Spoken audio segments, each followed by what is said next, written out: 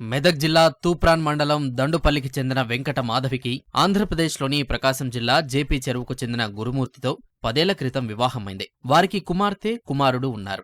గురుమూర్తి గతంలో సైన్యంలో పనిచేసి పదవీ విరమణ చేశాడు. ప్రస్తుతం డీఆర్డీఓలో కాంట్రాక్టు విధానంలో భద్రతా సిబ్బందిగా పనిచేస్తున్నాడు. కుటుంబంతో కలిసి రంగారెడ్డి జిల్లా జిల్లెలగూడలోని న్యూ వెంకటేశ్వర నగర్ కాలనీలో అద్దె ఇంట్లో ఉంటున్నాడు. అప్పుడప్పుడు భార్యతో చిన్న చిన్న గొడవలు జరిగినా సర్దుకుపోయి కుటుంబం సాఫీగా సాగుతోంది. ఈ నెల 16న ఇంట్లో పిల్లలు లేని సమయంలో భార్యాభర్తల మధ్య తగాదా జరిగింది. ఈ గొడవకు కారణాలేంటో తెలియలేదు. సంక్రాంతి సెలవులకు వెళ్లిన చిన్నారులను తీసుకువచ్చే విషయంపై భేదాభిప్రాయాలు వచ్చి గొడవ మొదలైనట్లు సమాచారం. ఈ క్రమంలోనే గురుమూర్తి మాధవి తలపై 2 సార్లు గట్టిగా కొట్టగా స్పృహ తప్పి పడిపోయింది. అకస్మాత్తుగా కింద పడిపోవడం, అపస్మారక స్థితిలోకి వెళ్లడంతో మరణించినట్లు భావించాడు. ఆ విషయం బయటకు వెళ్తే పోలీసులకు చిక్కుతాననే ఉద్దేశంతో మృతదేహాన్ని అదృశ్యం చేయాలని నిర్ణయించాడు.